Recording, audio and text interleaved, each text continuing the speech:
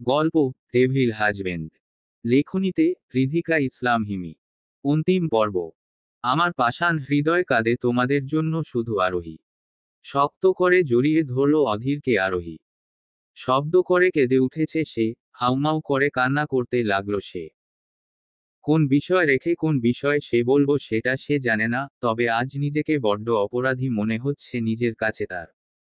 আরোহী অধীরের গলা জড়িয়ে ধরে, তার কপালে কপাল লাগিয়ে শব্দ করে কান্না করছে। অধীর কোনো প্রতিক্রিয়া করছে না, না তাকে কান্না করতে নিষেধ করছে। থমকে চুপচাপ বসে আছে, চোখ দুটো অনুভূতিহীন দেখা যাচ্ছে তার। নিজের তিক্ত অতীত মনে করে তার চোখ মুখ অনুভূতিহীন হয়ে গিয়েছে। বুক চিরে চাপা দীর্ঘশ্বাস বেরিয়ে আসে। আরোহী চেঁচিয়ে কান্না করছে, অধীর কোনো প্রতিক্রিয়া দেখাচ্ছে না। আরোহী কান্না করতে করতে অধীরের মুখের দিকে তাকিয়ে হাত জোর করে কাপা কাপা কণ্ঠে বলে, আ আমাকে ক্ষমা করে দিন, আমি আপনার সাথে অন্যায় করেছি, আপনার উপর বিশ্বাস না করে আমি বাবার কথায় বিশ্বাস করেছি। আর তার কথা শুনে আমি আপনাকে আঘাত করেছি। আমি দোষী। সরি। আরোহী কান্না করতে লাগলো, অধীর এবারও চুপ। আরোহী বুঝল না কেন সে চুপ, তাই ফের বলে, কিছু বলুন না ডেভিল, আপনি আমাকে ক্ষমা না করলে আমি নিজেকে সারা জীবন অপরাধী মনে করে থাকব। অধীরের বুকে মাথা রেখে ফুপিয়ে কান্না করতে থাকলো এক নাগাড়ে আরোহী। নিস্তব্ধ রাতে তার কান্নার শব্দ ছাড়া অন্য কিছুই শোনা যাচ্ছে না। সবাই গভীর নিদ্রায় মগ্ন এখন, রাতের শেষ প্রহর এখন। নিস্তব্ধ রজনীতে নিজের বিছানায় বেঘোরে ঘুমাচ্ছে অনুষ্কা। রাতের এই সময়টা সে বেশ গভীর ঘুমে মগ্ন। চারপাশে আপাতত ভূমিকম্প হয়ে গেলেও তার ঘুম ভাঙবে না তাতে সে নিশ্চিত। জানালা দিয়ে বাহিরের মিটমিটে আলো সফেদ পর্দা ভেদ করে তার মুখও জুগলে পড়েছে। চারপাশে পিনপতন নীরবতা বিরাজ করছে। হঠাৎ করেই এক বিকট আওয়াজে ঘুম ছুটে যায় অনুষ্কার। ভয় ধরফররি লাফিয়ে উঠল সে। গভীর ঘুম ছুটে এবার তার বুক ধুকপুক করতে লাগলো। হঠাৎ ঘুম ভাঙ্গার কারণে কি হয়েছে সেটা বুঝতে কিছু সময় লাগলো তার। ক্ষণিক সময় পর যখন ফের সেই বিকট শব্দ আসল, তখন সে ঘাড় কাত করতে চাইল পাশে, বুঝলো এমন বিকট আওয়াজে তার ফোন থেকে আসছে। এত গভীর আর আরামের ঘুমটা এত রাতে ফোন করে ভেঙে দেওয়ার কারণে মেজাজ জ্বরে উঠল অনুষ্কার।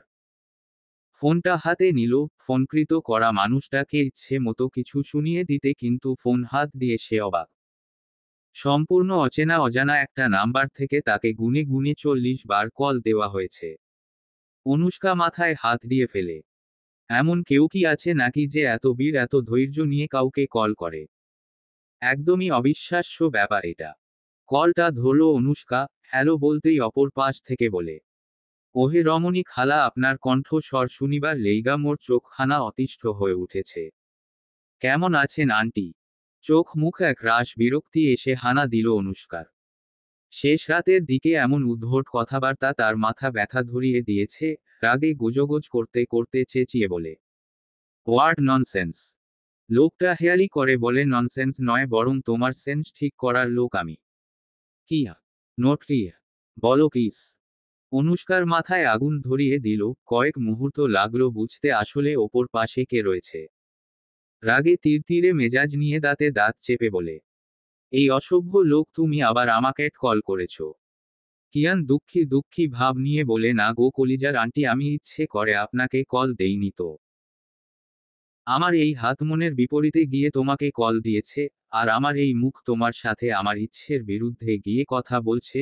না হলে আমি তো সিঙ্গেল পার্সন, কোনো মেয়ের দিকে ভুলেও তাকাই না, বরং তারা আমাকে আপনার মতো করে চোখ দিয়ে গিলে খায়। আমি ইনোসেন্ট। মোস্ট হ্যান্ডসাম আমি। অনুষ্কা এবার বেশ রেগে মেগে বলে, এই ইডিয়ট, একদম বাজে কথা বলবি না। আমি কখন তোমাকে চোখ দিয়ে গিলে খেয়েছি? আর একবার যদি বলো আমাকে আন্টি, তো জানে মেরে ফেলবো তোমায়। কিয়ান কান্না কান্না ভাব নিয়ে বলে, আমি অনেক ভয় পাচ্ছি আন্টি। এই মাইর খাবি এবার? আমার আরামের ঘুম নষ্ট করে আমার সাথে ফান করা হচ্ছে। দাঁড়া তুই, তোকে এবার কাঁচা গিলে খাবো আমি। দেখলেন দেখলেন আন্টি, আমি তো আগেই বলেছিলাম আমার মতো ছেলেটাকে আপনারা সব মেয়েরা চোখ দিয়ে গিলে খায়। উফ গট, আমি এত সুন্দর কেন? এই আন্টি বয়সী রমণীটাও আমাকে ছাড় দিল না, কি এ মোর জ্বালা হলো? অনুষ্কা অতিষ্ঠ হয়ে চেঁচিয়ে উঠল, এবার এই ছেলে আমাকে কেন আন্টি বলো তুমি? আমার এখন রাগ লাগছে খুব।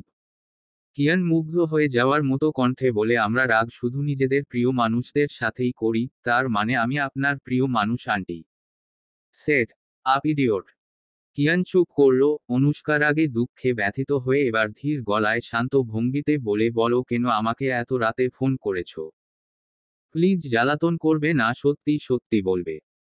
কিয়ান এবার নড়েচড়ে উঠল, সঠিকভাবে ওর দেওয়াল ভঙ্গিতে সে বলে, আসলে আন্টি আমার শরীরটা না অনেক খারাপ লাগছে। অনুষ্কা অবাক হয়, কপাল কুঁচকে বলে, শরীর খারাপ তো ডাক্তারের কাছে যাও, আমাকে কেন কল করছো? কিয়ান একটা ঢোক গিলে বলে, আসলে আমার সন্দেহ হচ্ছিল তাই আপনাকে কল দিয়েছি। অনুষ্কা এবার বলে, সন্দেহ কিসের সন্দেহ? এই সোজাসুজি বলে ফেলো তো কি হয়েছে? আর কেমন শরীর খারাপ তোমার? কিয়ান নিজের কপালের ঘাম মুছে বলে, আন্টি আমার না মাথা চক্কর দেয়, বমি পায়। কিছু খেতে পারিনি। কিছুই ভালো লাগে না, একটু পর পর ওয়াশরুমে যাওয়ার লাগে। অনুষ্কা বেশ মনোযোগ দিয়ে শুনছিল সবটা, এখন সে বলে, তো এই সব সমস্যার কথা তুমি ডাক্তারকে বলো। এখানে সন্দেহের কি আছে বলো তো? কিয়ান ফের শুকনো ঢোক গিলে বলে, আসলে আন্টি হয়েছে কি জানেন?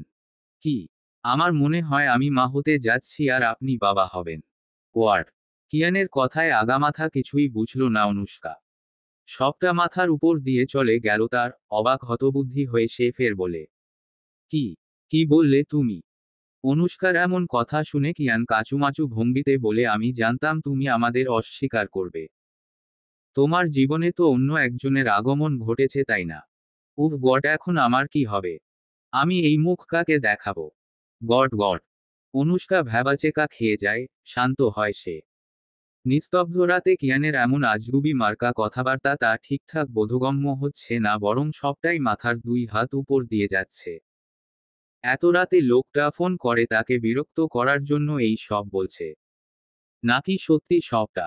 না, অনুষ্কা এই সব কি ভাবছে? মাথায় কেচ করল কিয়ানের প্রথম কথা, আমি মা আর তুমি বাবা। কথাটা বুঝতেও সময় লাগলো ওর। কিয়ান যে তার সাথে ফাজলামি করছে তাতে সে শতভাগ নিশ্চিত। তাই তো উগ্র মেজাজ নিয়ে দাঁতে দাঁত চেপে বলে, এই তুমি মেয়ে আর ছেলের মধ্যে পার্থক্য বুঝো না? তুমি মা কি করে হও? কিয়ান কান্না জড়িত কণ্ঠে বলে, যেমন করে তুমি বাবা হও। ওয়ার্ড। ফাজলামি করো আমার সাথে? জানো আমি কে? দা অধীর রায় চৌধুরীর বোন হই আমি। ভাইকে বললেই সে তোমার পা ভেঙ্গে হাতে ধরিয়ে দিবে। ফোন রাখো। আমার এত বড় সর্বনাশ করে এখন তুমি আমাকেই শাসাচ্ছ। এটা কিন্তু ঠিক না। আমি সবাইকে বলে দিব যে তুমি আমার সাথে ওই দিন কি করেছো। অনুষ্কা থামলো, কৌতূহলী হয়ে বলে, ওই দিন কি করেছিলাম আমি? কিয়ান লজ্জা পাওয়ার ভঙ্গিতে বলে, যা দুষ্টু সেই সব কি মুখে বলা সম্ভব বলো? আমার লজ্জা করবে না বুঝি? অনুষ্কা এবার বলে, এই সত্যি করে বলো তো, তুমি আসলেই ছেলে নাকি ছেলে রূপে মেয়ে? অনেক থাকে নাট উপরে দেখতে ছেলেদের মতো কিন্তু ভেতরে ভেতরে মেয়ে মেয়ে ভাব। ইয়াক থু থু, কি সব বলছেন আন্টি? কল কাট কর, না হলে এখনই এসে তোর 12টা বাজিয়ে ছাড়বো। আমার চুলকানি হয়েছে আন্টি। অনুষ্কা দাঁত কিরমির করতে করতে বলে, কিছু চুলকানি যুক্ত মানুষদের একটু চুলকানির মলম লাগিয়ে দিতে পারলে মনটা শান্তি পেত। হতচ্ছাড়া, কল রাখো। কল কেটে দিল কিয়ান। শব্দ করে হাসতে লাগলো সে। মেয়েটাকে তার প্রথম দিনেই ভালো লেগেছে, বেশ মনে ধরেছে বলেই তাকে জ্বালাতন করছে সে। সে জানে অনুষ্কা আরোহীর বান্ধবী আবার অধীরের বোন, তাই তো বেয়ানের সাথে একটু দুষ্টুমি করতে সে এই সব করছে। সে কিন্তু আবার ভদ্র ছেলে, বেশি কিছু করে না, খালি মাঝে মাঝে খোঁচা দেয় একটু আকুটু আর কি। কিয়ান ফোন কেটে সোজা উপর হয়ে শুয়ে পড়ল বিছানায়। এই মেয়েকে 40 বার কল করতে করতে সে ক্লান্ত, বড্ড বেশি ক্লান্ত। এবার তার বিশ্রামের প্রয়োজন। চোখ বন্ধ করতেই নেমে আসলো ঘুম। গভীর ঘুমে অচেতন হয়ে রইল সে। সময়টা ভোর 5টার দিকে। চারদিকে এখনো নিস্তব্ধতা বিরাজ করছে। মৃদু পাখিদের একটু আকটু গুঞ্জন হচ্ছে, হয়তো বেশ মন দিয়ে শুনলে বোঝা যায়। কান পাতলেই শোনা যাবে অপর রুমে ঘুমিয়ে থাকা মানুষের গভীর থেকে গভীর নিঃশ্বাসের ভারী শব্দ। এছাড়া সবটাই নিস্তব্ধ, শান্ত হয়ে আছে। দীর্ঘ সময় কান্না করা শেষে এখন থেমে থেমে হেঁচকি তুলছে আরোহী। বেশ সময় কান্না করার ফলে চোখ মুখ ফুলে লাল হয়ে গিয়েছে। সোফায় অধীরের বুকের উপর আধ শোয়া অবস্থায় মুখ বুজে আছে সে। নিজের অপরাধবোধ থেকেই সে এখন হেঁচকি তুলে কান্না করছে। বারবার নিজের নাক চোখের পানি এক করে অধীরের শার্টে মুখ চোখ ঘষছে। এতে কিছুই বলছে না অধীর, বরং চুপচাপ শান্তভাবে আরোহীর মাথাটা নিজের বুকের সাথে চেপে ধরে চোখ বন্ধ করে আছে। কয়েকটা মাস পর নিজের বউটাকে সে কাছে পেয়েছে, অশান্ত বুকটাকে এখন শান্ত করতে ব্যস্ত সে। চুপচাপ প্রিয়তমাকে নিজের সাথে চেপে ধরে রাখার মাঝেও মিলছে এক অদ্ভুত শান্তি। আরোহী চোখ তুলে তাকায়, অধীরকে চোখ বন্ধ করে থাকতে দেখে মুখ উঁচিয়ে অধীরের গালে টুপ করে কিস করল সেই। চমকে চোখ খুলল অধীর, তাতে চোখাচোখি হলো দুজনের। অধীর অবাক চোখে না তাকিয়ে নিজের অপর গাল পেতে দিল সে। আরোহী বুঝল না কেন সে অপর গাল তার দিকে এগিয়ে দিল কেন। কপাল কুঁচকে প্রশ্ন সূচক চাহনি নিক্ষেপ করল সেই, ইশারায় জিজ্ঞেস করল, কি? অধীর আরও একটু গালটা এগিয়ে দিয়ে বলে, এক গালে চুমু খেলে পাপ হয়, তাই আরেক গালে চুমু দিয়ে নিজেকে পাপমুক্ত করো প্রিন্সেস। অদ্ভুত কথা শুনে কপাল কুঁচকে এলো আরোহীর। লোকটার এমন সব কথা এই মুহূর্তে একদমই তার প্রত্যাশার বাহিরে ছিল। শান্ত থেকে সে ফের মুখ এগিয়ে নিয়ে অধীরের অপর গালে নিজের ঠোঁট স্পর্শ করল। ঠোঁট এলিয়ে হাসল, তবে উদাস আরোহী ঠায় চুপচাপ বসে রইল। যেটা চোখে পড়ল অধীরের তাই সে বলে, কি হয়েছে প্রিন্সেস, মন খারাপ কেন? এতটা উদাস কেন? আমি একটু আদর যত্ন করি। আরোহী চুপ, একদম চুপ। অধীর মুখ এগিয়ে নিয়ে তার ফোলা ফোলা গালে নিজের নাক চেপে ধরল। খোঁচা খোঁচা দাড়ির স্পর্শ নরম গালে অনুভব করতেই সর্বাঙ্গ শিউরে উঠল মেয়েটার। খামচে ধরল অধীরের কাঁধের শার্টের খানিকটা অংশ। জোরে নিঃশ্বাস নিল, যাতে বেকুব হলো অধীর। কানের কাছে লো ভয়েসে বললে, যান। এত লম্বা দীর্ঘশ্বাস ফেলে আমাকে পাগল করে দিয়েও না, এমনিতেই কয়েক মাস বউহীন কাটিয়েছি। এখন যদি নিজের এই অবস্থায় তুমি আমাকে এমন নেগেটিভ ফিল দেও তবে কিন্তু এটা বড্ড খারাপ হবে তোমার জন্য। ছি, আপনি এখনো এতটা নির্লজ্জ কেমন করে থাকেন বলেন তো? লজ্জায় ছিটিয়ে গিয়ে অধীরের বুকে মুখ লুকিয়ে কথাটা বলে আরোহী। অধীর ঠোঁট কামড়ে দুষ্টু হেসে বলে, ম্যাডাম এখনো মানে কি? আমি কিন্তু এখনো পিওর সিঙ্গেল। আর ঠোঁটে কামড় অনুভব করতেই চোখ বুজে নিল অধীর। পুরো কথা সম্পূর্ণ হওয়ার আগেই তার উষ্ণ ওষ্ঠ কামড় বসিয়ে দিল আরোহী। এতে যেন নিজের বিপদ ডেকে আনলো সে। মাথা থেকে হাত সরিয়ে কোমর জড়িয়ে ধরে নিজের আরো ঘনিষ্ঠ করল সে। আরোহীর ঠোঁটের ভাঁজে নিজেকে পুরোপুরি ছেড়ে দিল সে। অনেক দিন পর তৃষ্ণার্ত মানুষ নিজের তৃষ্ণা মেটাতে যেমনটা করে ঠিক তার মতো করেই নিজের তৃষ্ণা মেটাতে ব্যস্ত অধীর। ভালোবাসা দুটো মানুষের মনোমালিন্যতা আজ কেটে গিয়েছে। একে অপরের উপর আজ ভালোবাসা উপড়ে পড়ছে তাদের। বেশ সময় পর আরোহীকে ছেড়ে দিল অধীর। সরে আসার আগে শব্দ করে ২-৩ বার কিস করল সে। কেঁপে উঠল আরোহী। অধীর সরে এসে তার বন্ধ চোখের পাতায় দৃষ্টি ফেরায়। অতিমাত্রায় কান্না করার ফলে বেশ ফুলে আছে তার আখিদ্বয়। অধীর দেখল নিজের অর্ধাঙ্গিনীকে, ফর্সা মুখটা কেমন লজ্জায় লাল লাল আভা ফেলছে। অধীর একটু হেসে বলে, এক বাচ্চার মা হতে চলেছেন ম্যাম, আর এখনো সেই প্রথম দিনের মতো করে লজ্জা পাচ্ছ? আরোহী চুপ, একদমই কথা বলছে না। এখন তার মন খারাপ নেই। লজ্জায় আর্স্ট হয়ে সে দুহাত দিয়ে নিজের মুখ ঢেকে নিল। অধীর তার হাত সরাতে সরাতে বলে, এই যে প্রিন্সেস, বুঝলাম না এত লজ্জা পাচ্ছেন কেন? আমি কি কিছু করছি নাকি? হ্যাঁ বলুন যে আমি কিছু করছি। অধীরের কথায় আরোহীর আরো লুকিয়ে পড়ার চেষ্টা করল। কিন্তু অধীর তার দুহাত নিজের এক হাত দিয়ে আটকে ধরল। অন্য হাতে আরোহীকে নিজের একদম কাছে নিয়ে এসে জড়িয়ে ধরল। নত দৃষ্টিতে সে মাটির দিকে তাকিয়ে আছে। অধীর তার লজ্জা মিশ্রিত মুখখানা দেখে বলে, আচ্ছা তোমার লজ্জা কবে যাবে? লজ্জা ভেঙে দেওয়ার কাজ কিন্তু আমি আরো কয়েক মাস আগেই করে দিয়েছি। আরোহী নাক মুখ ছিটকে বলেছি, আপনি এই সব অসভ্যের মতো কথাবার্তা বলছেন কেন? সরেন এখান থেকে। অধীর দুষ্টুমি করে বলে, বউয়ের সাথে অসভ্যের মতো কথা বলবো? দরকার হলে একটু অসভ্য ও হব, তাতে কি? একটু করব না, বেশিই করব। প্রয়োজন পড়লে অসভ্যতামির কোর্স শেষ করে ফেলবো, তাতে তেমন কিছুই হবে না। কারণ বউটা তো আমার, তাই না? আরোহী নিজেকে ছাড়াতে ছাড়াতে বলে, এই যান তো এখান থেকে এখন। ভালো লাগছে না আপনাকে আমার? সত্যি? কি সত্যি? অধীর ফের তাকে নিজের বুকের উপর আছড়ে ফেলে আরোহী চোখ পিটপিট করল। অধীর চোখ ছোট ছোট করে জিজ্ঞেস করে, আমাকে তোমার ভালো লাগে না প্রিন্সেস? আরোহী চুপ। এবার সে কি ওর দিবে? তার বরকে তার কাছে ভালো লাগে না এটা সে বলবে? অধীর ফের বলে, প্লিজটা বলো না যে আমাকে তোমার ভালো লাগে না। তাহলে মানুষ তোমাকে সম্মান করবে। আর তা কেন জানো জান? আরোহী জিজ্ঞেসু নজরে তাকিয়ে রইল। অধীর আরোহীকে ঘুরিয়ে নিজের কোলের উপর বসিয়ে দিল, পেছনে থেকে তার পেট জড়িয়ে ধরে। আরোহীর ঘাড়ে নিজের থুতনি রেখে বলে, মানুষ তো তোমাকে উত্তর মাধ্যম দিবে। যখন আমাকে তোমার ভালোই লাগে না তখন আমার সন্তান তোমার কাছে কি করে? আরোহী কয়েক মুহূর্ত লাগলো কথাটার সঠিক মর্ম বুঝতে। যখনই বুঝতে পারল সোজা লাফিয়ে পড়ল, অধীরকে এলোমেলো হাত দিয়ে মারতে লাগলো। অধীর নিজেকে বাঁচাতে বাঁচাতে বলে, আরে আরে লাগছে তো বউ, এমন করছো কেন? দেখলে সত্যি আজকাল কোথাও ভাত নেই। আজ থেকে আমার অভাত বউ একটাও নেই। আরোহী চেঁচিয়ে বলে, থাকবেও না আপনার বউ আর ভাত? আপনার মতো অসভ্য লোকের কাছে কে থাকে? ছি, মুখের কি ছিরি হয়েছে আজকাল। নিশ্চয়ই ওই ডাইনোখো চায়নার সাথে থেকে থেকে এই সব শিখেছেন। যান চলে যান, আপনার ডায়না চায়নার কাছে যান। অধীর আরোহীর হাত ধরে থামিয়ে দেয়, তার চোখে চোখ রেখে সিরিয়াস ভঙ্গিতে বলে, সে ডায়না চায়না নয়। তাহলে কি? সে আমার ময়না। কি? আরোহী চেঁচিয়ে বলে উঠে। অধীর লুকিয়ে হাসল, তারপর শান্ত গলায় বলে, হ্যাঁ সে আমার ময়না। আরোহী কটমট দৃষ্টিতে তাকিয়ে বলে, আবার বলুন তো দেখি।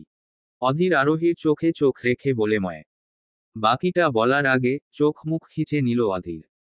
চুল থেকে টপ টপ করে পানি গড়িয়ে গাল বেয়ে পড়ল সবটা সোফার উপরে।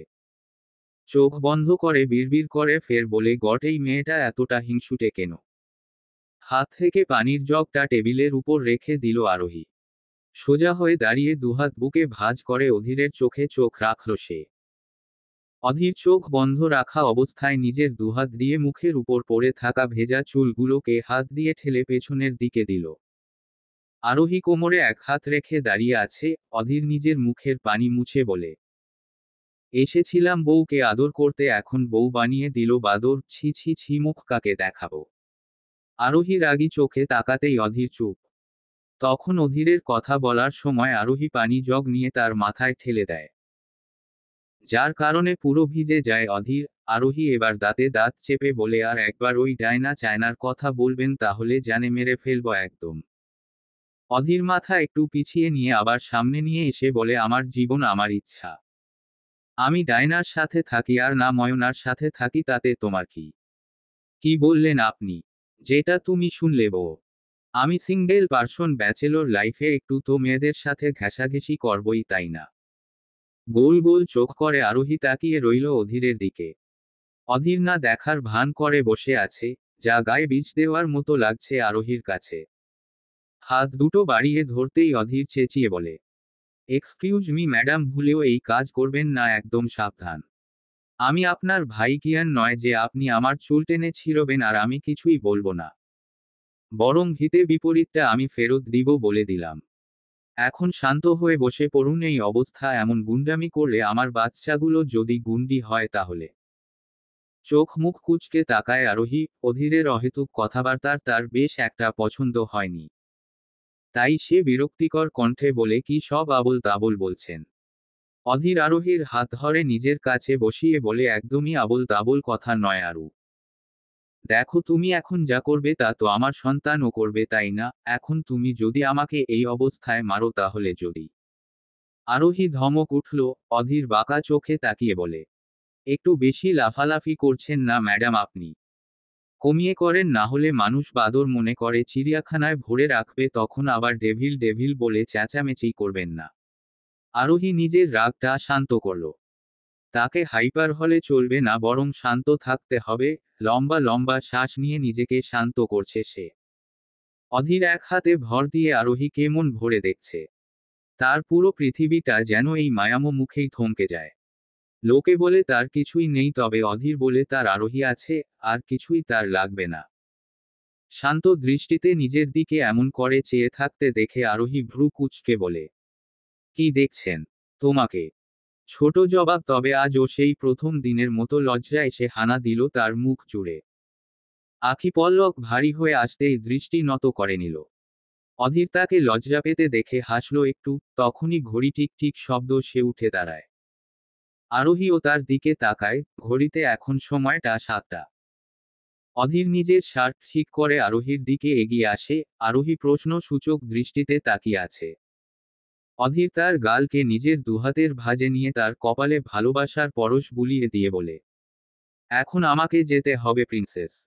মন খারাপ করে আরোহী বলে, এত তাড়াতাড়ি? অধীর একটু হেসে বলে, এত তাড়াতাড়ি কোথায়? পুরো রাত তোমার সাথেই ছিলাম আমি। এখন আমাকে যেতে হবে। আরোহী তাকে জড়িয়ে ধরে বলে, না, কোথাও যাবেন না আপনি। আমি যেতেই দিব না, একদমই না। অধীর বুঝল আরোহীকে, তবে নিজের কথাটাই সে ফের বলল, প্রিন্সেস। হুম। আমার দিকে তাকাও। আরোহী মুখ তুলে তাকায়, অধীর একটু আদর করে দিল তার গাল, এবার সে শান্ত গলায় বলে, আমাকে যেতে হবে যে। আমার প্রতিশোধ নিতে হবে, তাদের এক এক করে শেষ করতে হবে আমার। আরোহী বলে, আমাদের মধ্যে তো সব ভুল বোঝাবুঝি তো শেষ হয়ে গিয়েছে, তো এখনো কি আমরা দূরে দূরে থাকবো? অধীর একটা দীর্ঘশ্বাস ফেলে বলে, শুধু আমাদের মধ্যে সব ঠিক হয়েছে, কিন্তু আমার প্রতিশোধটা তো এখনো নেওয়া হয়নি। আর আরু, তুমি এখন সেভ নও। সবাই তোমার ক্ষতি করার জন্য উঠে পড়ে লেগেছে, এমনকি তোমার নিজের বাবাও। তো প্লিজ আমাকে যেতে দাও। অধীরকে চেপে ধরল আরোহী, কান্না জড়িত গলায় বলে, আমাদের ছেড়ে আপনার থাকতে কষ্ট হবে না বুঝি? অধীর বলে, না। ছি, আপনি এতটা পাষাণ কি করে হতে পারেন? অধীর আরোহীর নাক টেনে বলে, জি আমি এতটাই পাষাণ, তবে আরও জোর করো না প্লিজ। আমাকে সত্যিই যেতে হবে, আমি একটা বড় খেলায় যোগ দিয়েছি। আরোহী চোখ মুছে বলে, বড় খেলা মানে? অধীর আনমনে হয়ে বলে, 4 দিনের বিশেষ খেলা এটা, এত দিন চুপচাপ সবটা দেখলেও আজ আর চুপ থাকবো না। আমি সবার খেল খতম করতেই এই বড় ধাপ এগিয়ে নিয়েছি। আর এতে হয়তো তারা সবাই শেষ হবে, তবে তবে অধীর আরোহীর চোখে চোখ রেখে বলে, তবে আমি নিজেও শেষ হতে পারি ওদের হাতে। হয়তো আমার হাতে তাদের মৃত্যু, নয়তো তাদের হাতে আমা। ঠোঁটে আঙ্গুল দিয়ে চুপ করিয়ে দিল আরোহী। ভয়ে তার আত্মা বেরিয়ে আসছে। আরোহী কান্না জড়িত কণ্ঠে বলে, একদমই না, আপনার কিছুই হবে না। আপনার কিছু হতেই পারে না। অধীর মলিন হেসে বলে, হ্যাঁ জান, তুমি তো আছো তাই। অধীর আরোহীর হাত দুটো নিজের দুহাতের মধ্যে নিল। কপালের সাথে কপাল লাগিয়ে চোখ বন্ধ করে করে নিল দুজনে। আরোহীর চোখ দিয়ে পানি গড়িয়ে পড়ল অধীরের গালে। অধীর চোখ বন্ধ থাকা অবস্থায় শান্ত গলায় ডাকে, প্রিন্সেস। আরোহী জবাব দিল না, বরং চুপচাপ সেইভাবে থেকেই দাঁড়িয়ে রইল। অধীর তা দেখে আবারও বলে, প্রিন্সেস। এবারও জবাব দিল না আরোহী। এতে করে অধীর বলে, প্রিন্সেস জবাব দেও। তোমার ডেভিল তোমাকে ডাকছে তো।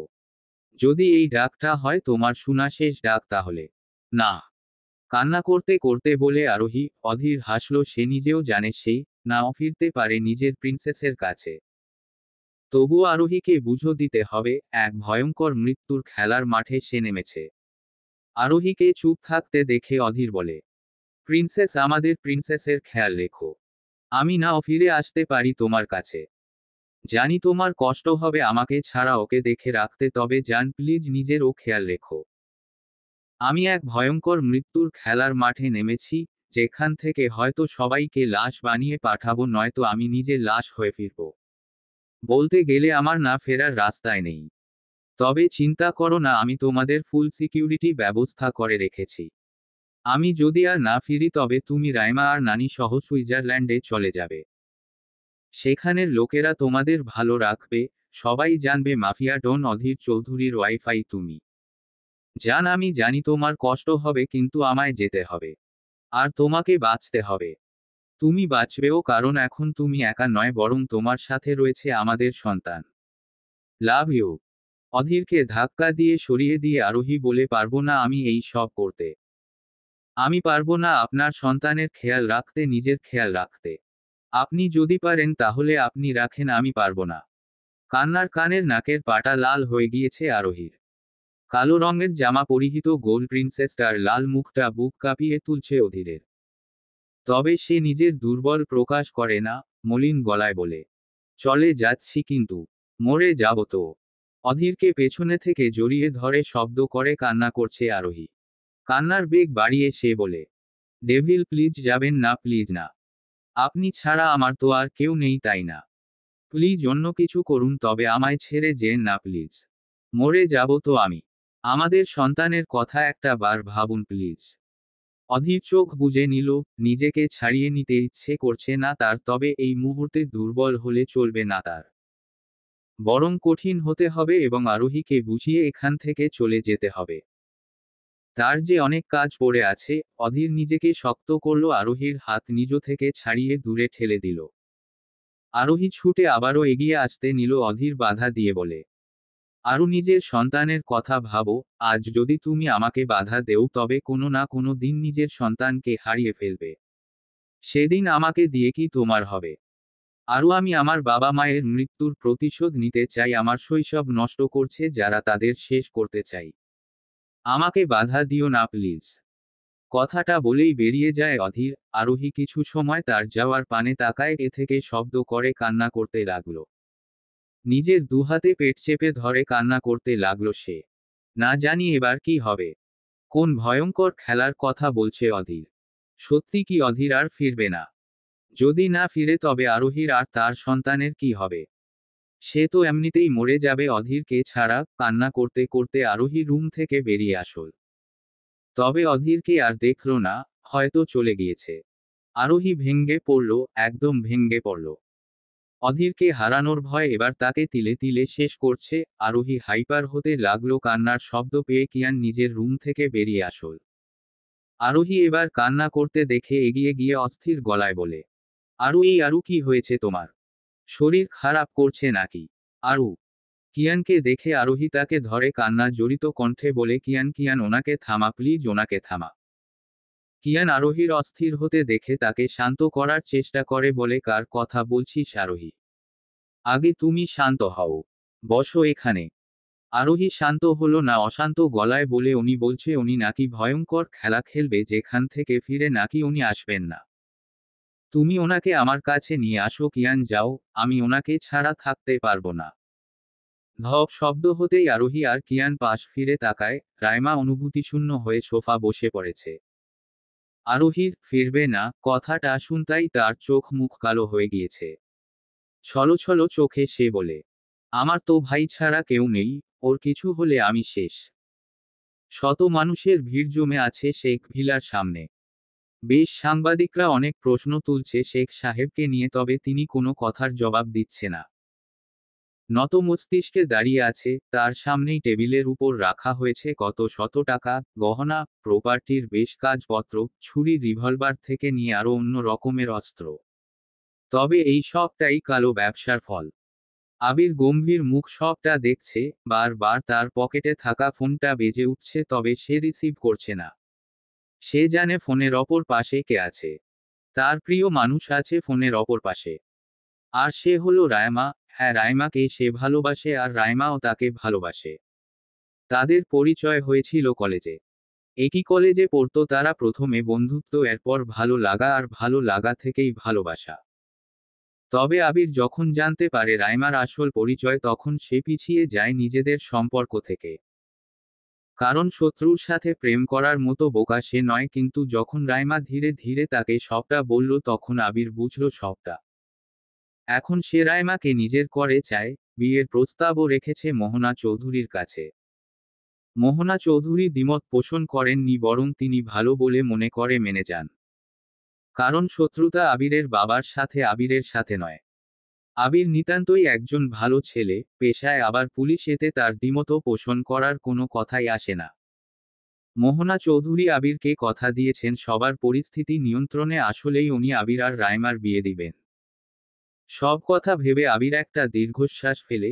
আজ শেখ সাহেবের রহস্য ফাঁস করা হয়েছে। তার টেবিলের উপর যেই সব কারো ধান্দার জিনিস আছে সবটাই তার বাড়ি থেকে উদ্ধার করা হয়েছে। শেখ সাহেবের বিরুদ্ধে কত শত যে মামলা দারজ করা হয়েছে তা আবির গুণে শেষ করতে পারবে না বোধ হয়। আবির ভালো করছি জানে এই সবের পেছনে অধীর রয়েছে। সে ঠান্ডা মাথায় পুরো দাবার গুটি পাল্টে ফেলেছে। অধীর এত দিন যাবৎ রায়নার সাথে মিশে মিশে শেখর বিরুদ্ধে সব অজানা কথা বের করেছে। একের পর এক শেখ সাহেবের সব ফ্যাক্টরিতে আগুন লাগিয়ে দিয়েছে। সবটাই আবির লক্ষ্য করেছে। অধীর এবার যে ভয়ঙ্কর কিছু করবে তা খুব ভালো করেই জানা হয়ে গেছে তার।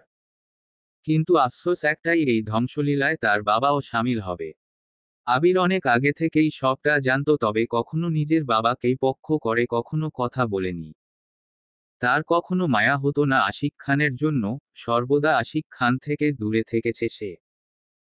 শুধু বোনটার জন্য তার কাছে যাওয়া ঘেঁষাঘেঁষি করত, এখন তো তাও করবে না যদি আবিরের পিতা হন উনি, তাই একটু কষ্ট লাগবে তার জন্য।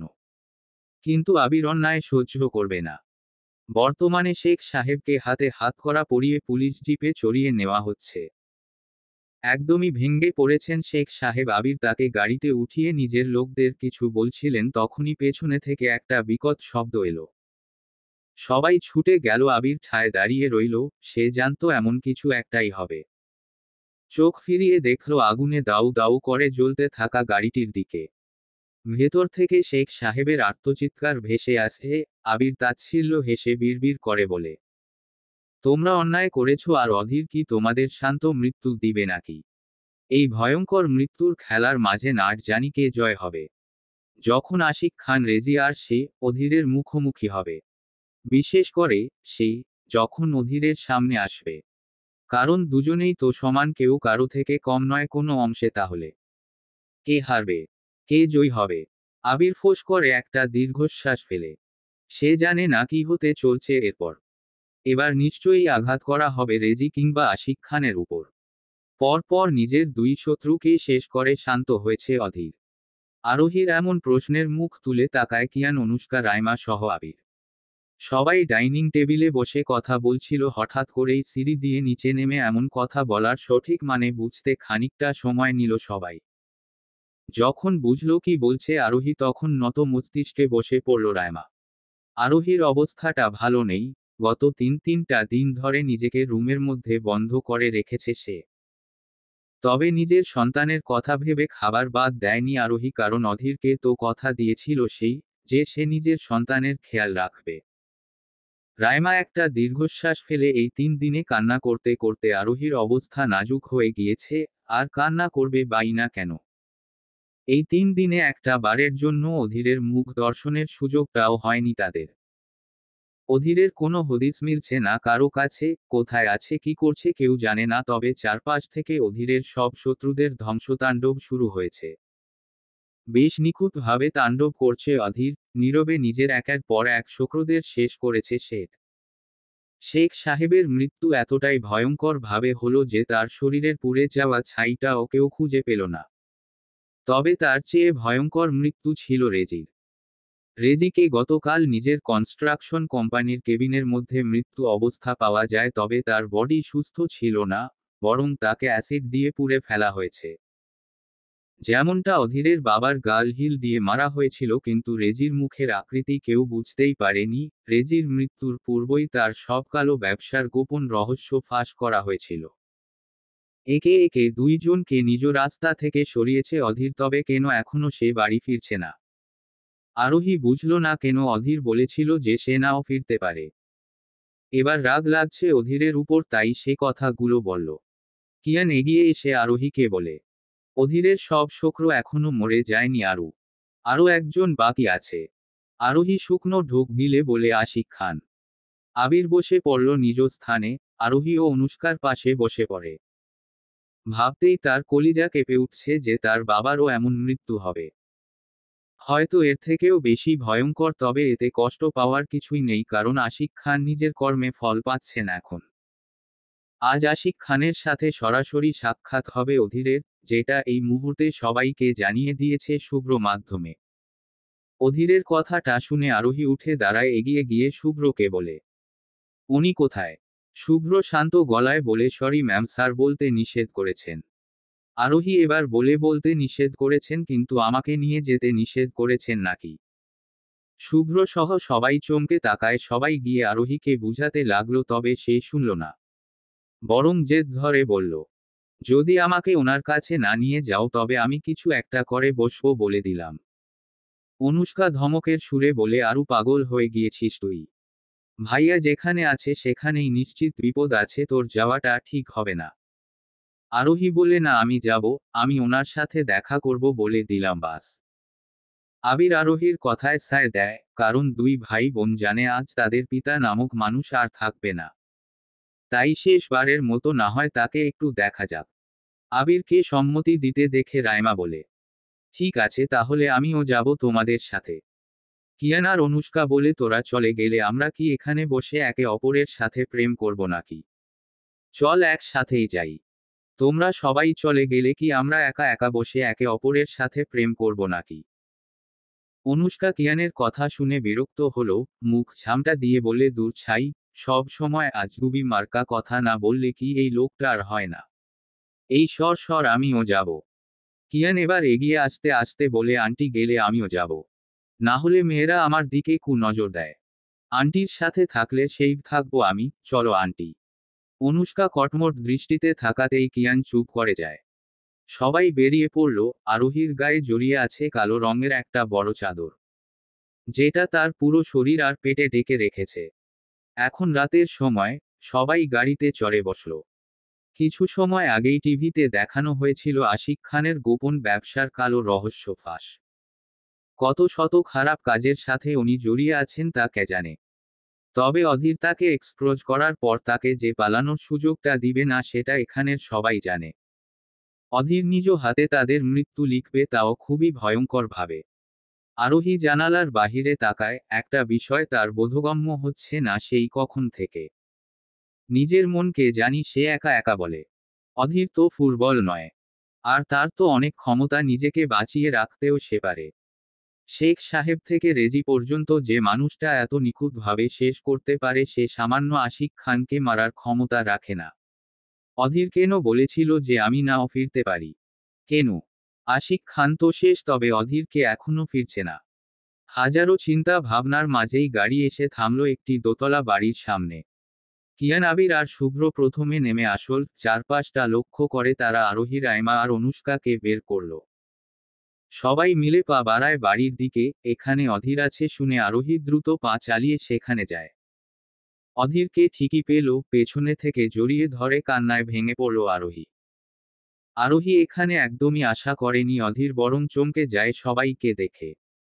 রাইমা এসেই অধীরকে বলে, এটা কোন ধরনের পাগলামি অধীর? তুই পাগল হয়ে গিয়েছিস? নিজের জান বাজি রেখে তুই এই মৃত্যুর খেলায় নেমেছিস।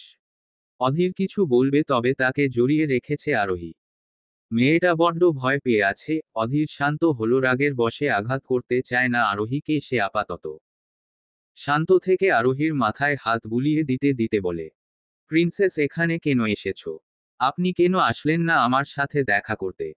জানেন কত মিস করেছি আপনাকে। আপনার কিছু হলে। অধীর পুরো কথা বলতে দেয় না, নিজের মুখোমুখি করে দাঁড়ায় করাই আরোহীকে।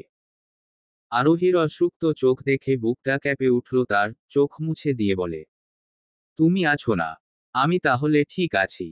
তবে আরু, তোমার এখানে এই অবস্থায় আসা ঠিক হয়নি। আরোহী প্রশ্ন করে, কেন ঠিক হয়নি? আপনি কি লুকিয়ে রাখার চেষ্টা করছেন? সত্যি করে বলুন এবার সব। অধীর মাথা নাড়ায়, সে কিছুই বলবে না আরোহীকে। আবির এগিয়ে এসে আরোহীকে সরিয়ে দিয়ে অধীরকে জিজ্ঞেস করে, নেক্সাস টার্গেট কি? অধীর সোজা হয়ে দাঁড়ায়, এই বাড়িতে সে গত 3 দিন ধরে ছিল। নিজে এখানে বসে সবটা দেখে বুঝছে এবং করেছেও। নিজেদের শত্রুদের শেষ করার জন্য তাকে এখান থেকে উঠে বের হতে হয়নি, বরং সবটাই শুভ্রকে দিয়ে করেছে সে। তবে আজ সে বের হবে, নিজের জীবনের শেষ লড়াইটা নিজের বড় শত্রুর সাথে লড়বে। অধীর গম্ভীর গলায় বলে, আশিক খানের দিকে এগিয়ে যাওয়া। সবাই তাকায় অধীরের দিকে। আরোহীর কলিজা কাঁপছে। বাবা তার খারাপ, কিন্তু নিজের বাবার মৃত্যু সে কি করে দেখবে? কষ্ট একটু হলেও তো হবে, তাই না? আরোহী, কিয়ান, অধীর, অনুষ্কা, রাইমা, আবির সবাই একে একে গাড়িতে উঠে পড়ল। অধীর আর আরোহী একই গাড়িতে উঠেছে। আরোহী চুপচাপ বসে আছে। হাত পা ঠান্ডা হয়ে আসছে। অধীর আর চোখে একবার দেখল সবটা। গাড়ি চলতে শুরু করলো। নিজের গন্তব্যে পৌঁছে সুন্দরভাবে থেমেও গেল। প্রথম অধীর সেখান থেকে বেরিয়ে আসল। আবির, কিয়ান, রাইমা, অনুষ্কা সবাই বের হলেও আরোহী ঠায় বসে রয়েছে গাড়ির মধ্যে। তার মধ্যে সাহস নেই নিজের পিতার ব্যথাতুর মুখটা দেখার। আশিক খানকে জঙ্গলে মধ্যে গাছের সাথে বেঁধে রাখা হয়েছে। বেশ ব্যথাও পেয়েছে সে, নাক মুখের নাজেহাল অবস্থা। অধীর আর রাইমা এগিয়ে যায় একসাথে। রাইমা আশিক খানের বিধ্বস্ত মুখটা দেখে আঁতকে উঠল। মনে পড়ল তার বাবার কথা, চোখ দিয়ে অজান্তেই পানি গড়িয়ে পড়ল। আবির দূর হতে দাঁড়িয়ে দেখছে নিজের বাবাকে। আশিক খানের মাথা তুলে তাকিয়ে দেখল অধীরকে, একটু মলিন হেসে বলে, আমি জানতাম একদিন না একদিন তুমি ঠিকই আমাকে আমার পাপের শাস্তি দিবে। অধীর চুপ, কোনো কথা বলছে না। তার কথা বলার প্রয়োজন মনে হলো না তার পক্ষ নিয়ে রাইমা বলে, আপনি চাইলেই সেদিন আমাদের বাবাকে নতুন জীবন দিতে পারতেন। পারতেন আমাদের দু ভাইবোনকে এতিম হওয়া থেকে রক্ষা করতে। আমাদের নষ্ট হয়ে যাওয়া শৈশবটাকেই ঠিক করতে। কিন্তু আপনি তা করলেন না, বরং আপনি নিজের টাকার পয়সার লোভ সামলাতে পারেননি। নিজের ভাইকে মেরে ফেললেন, আমাদের এতিম করে দিলেন। আপনার পাপের বোঝা অনেক চাচু। আশিক খান মুখ তুলে তাকায়, রাইমার মুখের দিকে তাকিয়ে বলে, আমার মতো জঘন্য লোককে তুমি চাচু বলছো? আমি তো এই ডাকেরও যোগ্য নয়। তোর বেঁচে থাকারও কোনো অধিকার নেই আশিক খান। অধীর দাঁতে দাঁত চেপে কথাটা বলে। আশিক খান মলিন হেসে বলেন, আমি জানি, তাই তো মরার জন্য প্রস্তুত আমি। অধীর বাঁকা হাসল এবার সে বলে, তোকে আমি কিংবা রাইমা মারবে না। কথাটা শুনে সবাই চমকে তাকায় অধীরের দিকে। তার কথার আসল অর্থ কেউ বুঝেনি। রাইমা অধীরের দিকে চেয়ে বলে, মানে? অধীর রাইমার দিকে তাকিয়ে বলে, বাবাকে, বাবার নিজ রক্ত নিজের ভাই খুন করেছিল, তাই না? রাইমা মাথা নত করে, ঘাড় ঘুরিয়ে আবিরের দিকে তাকায় সে। আবির সহ উপস্থিত সবাই বুঝতে পেরেছে যে অধীর নিজে কিছু করবে না। কিন্তু কেন? অধীর এগিয়ে এলো। যখন আবিরকে পেরিয়ে সেই গাড়ির দরজা খুলে আরোহীকে বের করলো তখন সবাই অবাক হয় বেশ। রাইমা চোখ বড় বড় করে বলে, না অধীর না, ওর বাবা হয় উনি। না। অধীর কারো কোনো কথা শুনল না, বরং আরোহীকে টেনে নিয়ে তার হাতে রিভলভার ধরিয়ে দিল। কাপা কাপা হাতে রিভলভারটা ধরল আরোহী। মস্তিষ্ক ফাঁকা ফাঁকা লাগছে তার কাছে। তার সামনেই রক্তাক্ত অবস্থায় আছে তার নিজ পিতা, আর তার হাতে ধরিয়ে দিয়েছে রিভলভার। আরোহী অনুভূতি শূন্য দৃষ্টিতে অধীরের দিকে তাকায়। সে শান্ত নির্লিপ্ততা ভঙ্গিতে দাঁড়িয়ে আছে। আরোহীকে নিজের দিকে তাকাতে দেখে সে বলে, ফায়ার আরোহী। আশিক খানের দু চোখ দিয়ে পানি ঝরছে। এখন সে উপলব্ধি করতে পারছে, যখন নিজের প্রাণটা নিজের আপনজনের হাতেই যায় তখন কেমন লাগে। আরোহীকে সে অনেক ভালোবাসে। আর এই কথাটা অধীর ভালো করেই জানে। অধীর চেয়েছিল যেইভাবে তার বাবা নিজ ভাইয়ের হাতে প্রাণ ত্যাগ করেছে সেইভাবে আশিক খানও নিজের খুব আপনজনের কাছে হেরে যাক। আসলে সে তাকে ওই কষ্টটা অনুভব করাতে চেয়েছে যখন তুমি কষ্ট, আর কষ্টের কারণটা তোমার নিজেরই রক্ত। আশিক খান তো আরোহীর হাতে রিভলভার দেখেই নিজের বুকের উপর আঘাত করছেন। সবাই মনে করেছিল হয়তো অধীর আবিরের হাতে নিজের পিতার রক্ত ঝরাবে, তবে সে তো আরোহীকে দিয়ে কাজ করাচ্ছে, যেটা একদমই ভাবনার বাহিরে। কারণ আশিক খান আবিরের থেকেও বেশি আরোহীকে ভালোবাসেন, তাই তো সে মেয়ের হাতে বাবার মৃত্যু দিবে। আরোহী কাপা কাপা হাতে রিভলভার ধরে অধীরের দিকে করুণ দৃষ্টিতে তাকায়। অধীর শান্ত, একদমই শান্ত। আরোহী করুণ গলায় বলে, অধীর প্লিজ। অধীর নাকচ করল। সে এসে আরোহীর পেছনে দাঁড়িয়ে তার হাত দিয়ে রিভলভারটা শক্ত করে ধরল। আশিক খান নিজের বুকের ব্যথা ভুলে এবার সামনের দিকে তাকিয়ে মলিন হাসি দিয়ে বলেন, তুমি গুলি করো প্রিন্সেস, আমি মরতে প্রস্তুত আছি। অধীর, আমার মেয়েটাকে কখনো কষ্ট দিও না। আবির, নিজের মায়ের খেয়াল রেখো। আরোহী, ভালো থেকো মা, আর পারলে নিজের এই পাপী বাবাকে ক্ষমা করে দিও। রাইমা, অধীর, আমি তোমাদের কাছে অপরাধী, আমায় ক্ষমা করে দিও। অধীর আর একটা কথা বলার সুযোগ দিল না তাকে। আরোহী আঙ্গুল দিয়ে ট্রিগারে চাপ দিল পরপর। আচমকাই এমন বিকট শব্দ আরোহী সামনে থাকায় আশিক খান মাটিতে লুটে পড়েছেন। আরোহী চিৎকার দিল, না, বাবা, বাবা, বাবা। অধীর আরোহীকে নিজের বুকের সাথে চেপে ধরল। চোখ মুখ এখন শক্ত হয়ে আছে তার। রাইমাকে জড়িয়ে ধরে আছে আবির। সে ভাবলেশহীন, তার মনের মধ্যে কোনো কষ্ট নেই। অনুষ্কা ভয় কিয়ানকে চেপে ধরে আছে। কিয়ান বিরক্ত নিয়ে বলে, আমি জানি আমি সুন্দর, তাই বলে এই সিরিয়াস মুহূর্তে রোমাঞ্চ করবেন আন্টি? একটু পরেও করতে পারতেন তাই না? অনুষ্কা মুখ সামটা মেরে সরে এলো। আরোহী চিৎকার দিয়েই জ্ঞান হারিয়েছে। শত খারাপ হলেও আশিক খান তার পিতা ছিলেন, নিজ হাতে তাকে হত্যা করেছে সে। অধীর আরোহীকে 5 কোল তুলে নিয়ে গাড়িতে উঠে বসল। কিয়ান সবাইকে নিয়ে অন্য গাড়িতে বসে পড়েছে। সবার যাত্রা শুরু। প্রিন্সেস। চোখ খুলে তাকায় আরোহী। গাড়ি চলছে তার আপন গতিতে, কোনো থামার নাম নেই। 4 ঘন্টার পথ তারা পাড়ি দিচ্ছে, উদ্দেশ্য চৌধুরী বাড়ির দিকে যাওয়ার। আরোহী এখনো মূর্তির মতো বসে আছে। অধীর বুঝল আরোহীর মনোভাব, তবে তার কিছু করার নেই। আরোহীর দিকে তাকিয়ে শান্ত গলায় বলে, আমি আমার শত্রুদের মধ্যে সব থেকে কম যন্ত্রণাদায়ক মৃত্যু তোমার বাবাকে দিয়েছি। তার কারণটা ছিলে তুমি, এরপরও যদি তুমি আমাকে খার। পুরো কথা শেষ করার আগেই অধীরকে জড়িয়ে ধরে আরোহী, শান্ত গলায় বলে, আমি খারাপ না ডেভিল। আপনি নিজের দায়িত্ব পালন করেছেন। আসলে আমি কোনো খারাপ মানুষের জন্য কষ্ট পেতে নেই, তবে কি করব বলেন, উনি তো আমার বাবা ছিলেন তাই না? কত বছর পর ওনাকে পেয়েছি, আবার হারিয়ে ফেললাম। কিন্তু আমার কষ্টের তুলনায় আপনাদের কষ্টটা বেশি। অধীর, তো নিজেকে দোষারোপ করবেন না। উনি ওনার কর্মের ফল পেয়েছেন বাস। অধীর বুঝল আরোহীর সব কথা। এক হাতে গাড়ির স্টিয়ারিং ঘুরাচ্ছে তো অন্য হাতে আরোহীকে নিজের সাথে জড়িয়ে আছে। জীবন হয়তো আজ থেকে সুখী হবে তাদের। কারণ সব শেষ। ঘৃণা ঘৃণা খেলার ইতি টেনেছে আরোহী নিজেই। তাদের আর কোনো কষ্টই নেই। আছে শুধু সুখ। আর আরোহীর সুখ শুধুই অধীর, তার অধীর আছে আর কি, তার আর কিছু লাগবে নাকি? অধীরের গলায় মুখ গুজে দিয়ে আরোহী বলে, আমাদের মধ্যে আর কখনো দূরত্ব সৃষ্টি হবে না। থাকলে তো দূরত্ব সৃষ্টি হবে তাই না বেবি? যদি তোমরা সবাই মরে যাও তাহলে দূরত্ব কি করে আসবে? হঠাৎ এমন কথায় আরোহী মুখ ঘুরিয়ে পেছনের সিটে তাকায়, তাকাতেই চমকে যায়। আকস্মিক কাণ্ডে সে হতবুদ্ধি হয়ে যায়।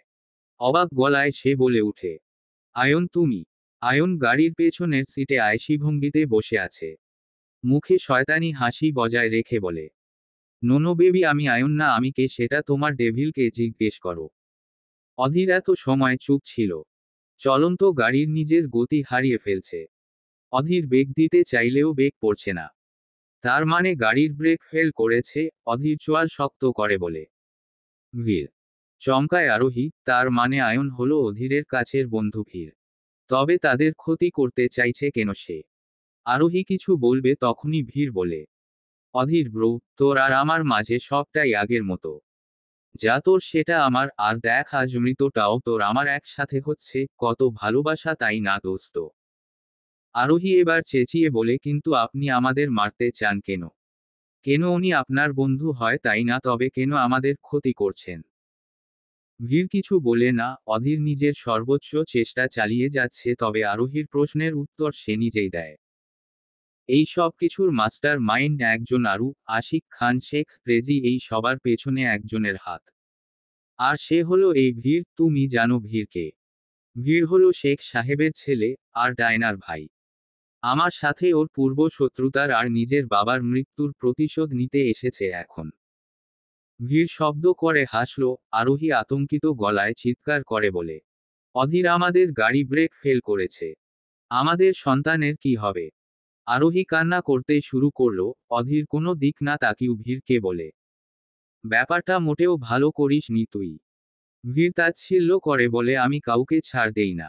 আমি কাউকে ছেড়ে দেই না ভিড়। অধীর কথাটা বলেই আরোহীর সিট বেল্ট খুলে তার দিকের দরজা খুলে দেয়। আরোহী এক হাত নিজের হাতের মুঠোয় নিয়ে বলে, সময় নেই আরোহী, এখান থেকে ঝাঁপ দেও। নিচে ওরা আছে। আরও আমি না থাকলেও প্লিজ নিজের আর আমাদের সন্তানের খেয়াল রেখো। আরোহী বুঝল না অধীরের কথা। অধীর তার হাতে চুমু খেয়ে তাকে ধাক্কা দিল বাহিরের দিকে। তার সাথে চেঁচিয়ে বলে, আই লাভ ইউ আরু। বিকট এক শব্দ তুলে গাড়ি সোজা গিয়ে সামনের বড় গর্তের মধ্যে পড়ে যায়। পেটে হাত দিয়ে শুয়ে পড়ল আরোহী। চোখ ঝাপসা হয়ে উঠেছে তার। সামনে দাউ দাউ করে আগুন জ্বলছে। সে অধীরকে হারিয়ে ফেলেছে, সারা জীবনের জন্য হারিয়ে ফেলেছে। চোখ দুটো বন্ধ হয়ে আসছে, বিড়বিড় করে বলে, অধীর। বইটার পরের পাতা উল্টিয়ে দেখল সবটাই সাদা পাতা। এরপর কি হলো কিছুই লেখা নেই তাতে। এতে যেন রাগ লাগলো তিশার। বইটা টেবিলের উপর রেখেই সে উঠে দাঁড়ায়, ভাবুক ভঙ্গিতে বলে, আচ্ছা অধীর কি বেঁচে ছিল? আর আরোহী তার সন্তানের কি হলো? নিজের প্রশ্নের জবাব খুঁজতে সে ফের টেবিলটার আশেপাশে চোখ বুলিয়ে দেখতে চাইল আর কোনো বই আছে কিনা। তিশা আজ লাইব্রেরিতে এসে একটা পুরনো ধুলো বালি পড়ে থাকা বই পেল। বইটা তার কাছে বেশ অদ্ভুত লেগেছিল, তাই পড়া শুরু করলো। আর এরই মাঝে পুরো গল্পটা সে শেষ করল। কিন্তু শেষ একটা কিন্তু তার কাছে থেকেই গেল। তিশা অস্থির হলো অধীরের জন্য, আর বইটা বা কার। তিশার ভাবনার মাঝেই সেখানে তার বন্ধু আসিয়া এসে পড়ে তাকে তাড়া দিয়ে বলতে লাগলো, কিরে সেই সকাল থেকে তুই লাইব্রেরিতে কি এমন পড়ছিলি? তিশা আনমনে হয় বলে ডেভিল। আসিয়া অবাক গলায় বলে ডেভিল মানে কি ভাই? আর তোর হাতে এটা কিসের বই? তিশা নিজের চোখের চশমাটা ঠিক করে উঠে দাঁড়ায়, হাতে থাকা বইটা বুকের সাথে চেপে ধরে। অনেক আবেগ অনুভূতি ঘেরা এই গল্পটা তার হৃদয় নাড়িয়েছে। তিশা আসিয়াকে বলে, দোস্ত এই বইটা আমি শুরু থেকেই পড়ছিলাম, কিন্তু এই গল্পের সমাপ্তি আমি পেলাম না। আসিয়া কপাল কুঁচকে বইটার দিকে তাকায়, এ আবার কেমন গল্প যার শুরু আছে তবে শেষ নেই? আসিয়া হাত বাড়িয়ে বলে, দে তো দেখি কেমন গল্প। তিশা বইটা দিল আর আসিয়া পুরো গল্পটা পড়ল। এরপর থেকে সেও তিশার মতো করে অস্থির হলো। আসিয়া বলে, দোস্ত অধীর চৌধুরী কি মরে গিয়েছিল?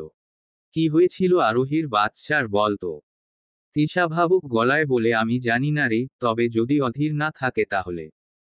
আসিয়া এবার বলে, আচ্ছা লাইব্রেরিতে এই বইয়ের অন্য একটা কপি খুঁজতো।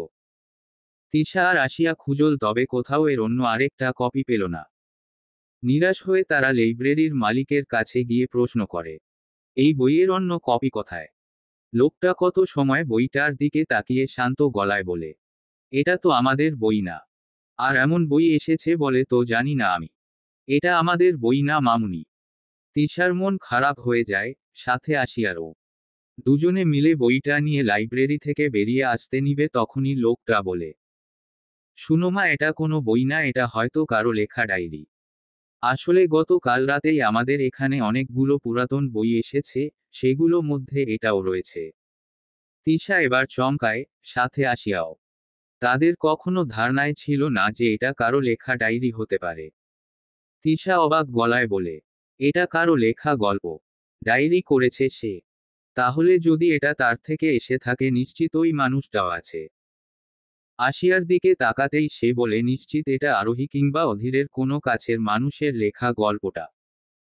তিশা লোকটাকে জিজ্ঞেস করে, আচ্ছা এইগুলো কোথা থেকে এসেছে সেটা বলতে পারেন আপনি? লোকটা মাথা নাড়িয়ে বলে, হ্যাঁ। আকাশটা মেঘালয়, বৃষ্টি বৃষ্টি ভাব। শপিং মলের বাহিরে হাতে ছাতা নিয়ে দাঁড়িয়ে আছে একটা অতি থেকে অতি সুন্দরী মেয়ে। গায়ে জড়িয়ে আছে কালো রঙের পাতলা শাড়ি। চোখে কালো কাজল, ঠোঁটে হালকা লিপস্টিকের ছোঁয়া। চুলগুলো হাত খোপার মাঝে বেঁধে রেখেছে সে। টানা টানা চোখ দুটো দেখে আরোহীর কথা মনে পড়ে গেল তিশার। আজ কয়েক দিন হয়েছে সে আরোহীকে নিয়েই ভাবছে, কতবার পড়েছে সেই ডায়েরির লেখাটা তা তার হিসেব নেই। তবে এত সুন্দর একটা গল্পের পরিসমাপ্তি নেই যেন কষ্ট হচ্ছে তার। আজ একটা কাজে সে শপিং মলের দিকে এসেছে। বাহিরে দাঁড়াতেই এমন এক অপরূপা সুন্দরী মেয়েকে দেখে তার মনে পড়ল আরোহীর কথা। নিজের কৌতূহল দমিয়ে রাখতে না পেরে সে এগিয়ে এলো। মেয়েটার কোনো দিক লক্ষ্য নেই, সে এক নজরে বাহিরের রাস্তার দিকে তাকিয়ে আছে। তিশা তার পাশে দাঁড়িয়ে প্রশ্ন করে, হাই, কারো জন্য অপেক্ষা করছেন বুঝি? মেয়েটা চমকে ফিরে তাকায়, একবার তিশার মুখটা দেখে সে বলে, জি। তিশা এবার বলে, আমি তিশা, আপনি? মেয়েটা নরম গলায় বলে, আরোহী। চমকে যায় তিশা, পর মুহূর্তেই নিজের অবাকতা দমিয়ে সে প্রশ্ন করে, মিসেস আরোহী অধীর চৌধুরী? সে অবাক গলায় বলে, হ্যাঁ, কিন্তু আপনি আমার নাম কি করে জানলেন? আমি তো এর আগে কখনো আপনাকে দেখিনি, আর চিনিও না তাহলে। হাতে চাঁদ পাওয়ার মতো খুশি হয়ে উঠল তিশা। খুশিতে আত্মহারা হয়ে আরোহী ক্যাট জড়িয়ে ধরল সে। আরোহী চমকে যায়, তবে বুঝল না মেয়েটার এমন কাণ্ডের কারণ সে। তিশা আরোহীকে দেখতে দেখতে বলে, ওহ গড গড, তুমি বেঁচে আছো আরোহী। আমি মনে করেছিলাম তুমি হয়তো নেই আর। উফ আরোহী, আমার দম বন্ধ করে দিয়েছিলে তুমি। আরোহী কপাল কুঁচকে বলে, মানে? তিশা নিজের মাথায় চড় মেরে তারপর বলে, উফ, আমি না পাগল হয়ে গিয়েছি। 1 মিনিট দাঁড়াও। নিজের ব্যাগ থেকে সেই ডায়েরিটা বের করে আরোহীর সামনে ধরতেই আরোহী চমকে যায়। অবাক গলায় বলে, এটা তোমার কাছে কি করে? লাইব্রেরি থেকে পেয়েছি। এখন সব বাদ দেও, আগে বলো তুমি কেমন আছো? তোমার সন্তান কেমন আছে? আর আর অধীর, সেই কোথায়? আছে তো নাকি? আরোহী অবাক চোখে তিশাকে দেখছে। মেয়েটা এত কৌতূহলিতা তার বেশ লেগেছে। আরোহী একটু হাসল। তিশার হাত থেকে ডায়েরিটা নিয়ে বলে, যখন আমি প্রেগন্যান্ট থাকা অবস্থায় নিজের অবসর সময় কাটানোর জন্য এই ডায়েরিতে নিজের অতীত লিখতাম। লিখতে লিখতে একদিন এর সমাপ্তির কাছে এসে পড়েছি, কিন্তু হঠাৎ করেই একদিন ডায়েরিটা হারিয়ে যায়, আর আজ পেলাম এটা। আরোহীর মুখে প্রেগন্যান্ট কথাটা শুনে তিশা বলে, তোমার বাচ্চা সেই আছে? আরোহী আরোহী হাসল। তিশা বলে, অধীরের কি হয়েছে? আরোহী একটা দীর্ঘশ্বাস ফেলে আরোহী বলতে লাগল, সেদিন ভীর আমাদের গাড়িতে ব্রেক ফেল করে দিয়েছিল। প্রতিশোধের আগুনে সে নিজেও ঝাঁপিয়ে পড়েছিল। ভীর জানত এতে তার মৃত্যু নিশ্চিত, তাই সে গাড়ি থেকে বের হওয়ার চেষ্টা করেনি। তবে জানো কি, আমার অধীরকে আমি এমনিতে ডেভিল বলি না। তার মতো কেউ নেই তাই বলি। অধীর আমাকে আগেই বলেছিল এই খেলার সে নাও ফিরতে পারে। এর মানে তারও মৃত্যু নিশ্চিত ছিল, কারণ দুজন বন্ধু একে অপরের দুর্বলতা সম্পর্কে অবগত ছিল ভালো করেই। ভীর জানত যে অধীর তার খেলা সম্পর্কে কিছুই জানে না, কিন্তু কি জানো, আমার ডেভিল সম্পর্কে তার কোনো আইডিয়াই ছিল না। অধীর আমাকে নিয়ে গাড়িতে না বসলে কখনো ভীর শুধু অধীরকে আঘাত করত না। কারণ অধীরকে মেরে দিলে তো ওর প্রতিশোধের আগুন মিটবে না, কিন্তু অধীরের দুর্বলতাকে মেরে ফেললে অধীর তিলে তিলে শেষ। আর হলো তাই, কিন্তু এর মাঝে অধীর ভীরের উপর ডাবল গেম খেলল। অধীর জানত ভীরের সব কথা, কিন্তু সে চুপ ছিল। যদি সে আগে কিছু বলতো তবে ভীর পালিয়ে যেত, আর একদিন না একদিন সে ফিরে এসে আমাদের আবারও আঘাত করার চেষ্টা করত। তাই তো সেদিন কিয়ান, আবির ভাইয়া আর অধীর মিলে ওর সাথেই ডাবল গেম খেলে। কিয়ান আবির ভাইয়া আগে থেকেই রাস্তার মাঝে আমাদের সেভ করার জন্য দাঁড়িয়েছিল। অধীর সেদিন আমাকে ধাক্কা দিয়ে গাড়ি থেকে নিচে ফেলে দেয়নি, বরং আমাকে বাঁচাতেই সে আমাকে আবির ভাইয়ার কাছে পাঠায়। আগে থেকেই তারা সেখানে থাকার কারণে আমার কোনো ক্ষতি হয় না, কিন্তু অধীর। আরোহী থামলো এবার। আরোহীকে থামতে দেখে তিশা অস্থির গলায় বলে, কি হলো, থামলে কেন? বলো কি হয়েছে অধীরের? আরোহী ফোঁস করে একটা দীর্ঘশ্বাস ফেলে বলে, সেদিন যখন নিজের চোখের সামনে আগুন দাউ দাউ করে জ্বলছে দেখেছিলাম, সেদিন সেখানেই থমকে গিয়েছি আমি। আমার অধীর, আমার ডেভিল আর নেই, এই কথাটা মানতে আমার বেশ কষ্ট হচ্ছিল। সেই মুহূর্তটা আমি আজও ভুলতে পারবো না। চিৎকার করতে চেয়েছিলাম কিন্তু পারিনি। কান্নাগুলো দলা পাকিয়ে গলায় আটকে ছিল আমার। কষ্ট হচ্ছিল বুকের বা দিকটায়। ছুটে গিয়ে দেখতে ইচ্ছে করছিল অধীরকে, কিন্তু আমি পারিনি। অতিরিক্ত বিস্ময়কর ঘটনার সম্মুখীন হয়ে নিজের জ্ঞান হারিয়ে ফেলি। দুদিন পর যখন হুঁশ ফিরল, তখন নিজেকে কারো শক্ত বাহুতে আবদ্ধ পেয়ে চমকে গিয়েছিলাম। কারণ আমাকে এমন করে আগলে রাখার মানুষটা তো আর নেই, তাহলে কে ধরে আছে আমায়? চোখ তুলে তাকাতেই দেখছিলাম নিজের ডেভিলের মুখটা আমি। পুরো পৃথিবীর জন্য সে খারাপ পুরুষ, তবে আমার জন্য সৃষ্টি পুরুষ। সে আমার হৃদয়ে মহানায়ক, আমার অধীর। আমাকে চোখ খুলতে দেখে যেন প্রাণ ফিরে পেয়েছিল সেদিন অধীর। অস্পষ্ট স্বরে তাকে ডেকেছিলাম, অধীর। নিজের সাথে জড়িয়ে রেখেছিল। গত 2 দিন চোখের পাতা এক করেনি লোকটা আমার জন্য। কতটা ভালোবাসা থাকলে মৃত্যুর মুখ থেকে ফিরে আসে বলতে পারো? মুগ্ধ হয়ে তাকিয়েই রইল তিশা। আসলেই তাদের ভালোবাসা অমর হয়ে গিয়েছে হয়তো। এমন একটা ভালোবাসার গল্প কোথায় পাবে সে?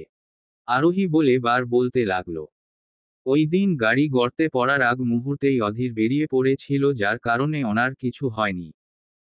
নিজেকে উনি আমার জন্য বাঁচিয়ে রেখেছে, আমাদের সন্তানের জন্য সে আবারও ফিরে এসেছে। ভীর মৃত্যু হয়ে যায় গর্তে পড়ার কারণে। ওর সাথে সাথে আমাদের জীবন থেকে সব কষ্ট, ঘৃণার যুদ্ধ, আগুন খেলা সব বন্ধ হয়ে যায়। শুধু রয়ে যায় এক রাজ্য ভালোবাসা আর ভালো লাগা। আরোহী থামলেই সামনের দিকে তার নজর যায়। তিশাও সেদিকে তাকায়। পর পর 3টা কালো রঙের গাড়ি এসে থামল শপিং মলের সামনে। আরোহী সেদিকে চেয়ে ঠোঁট এলিয়ে হেসে বলে, ওই তো উনি এসে পড়েছেন। আচ্ছা তিশা, আজ তুমি আমাদের বাড়িতে আসবে কেমন? তুমি তো আমার জীবনের অর্ধেক গল্পটা পড়েই ফেলেছ, তাহলে সবটাই জানো। আজ রাতে আমাদের চৌধুরী বাড়িতে বিয়ে হবে। কিয়ান আর আন্টির। তিশার কথায় হেসে উঠল আরোহী, মাথা নাড়িয়ে বলে হ্যাঁ। তিশা দেখল গাড়ি থেকে বেরিয়ে এসেছে একটা 5 থেকে 6 বছরের দুটি বাচ্চা। একটি ছেলে তো অপরটি মেয়ে।